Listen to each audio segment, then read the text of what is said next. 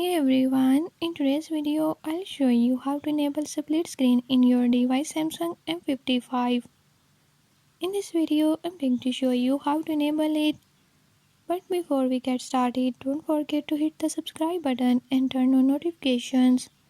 Make sure to watch complete video and learn how I can do it. Let's watch the video.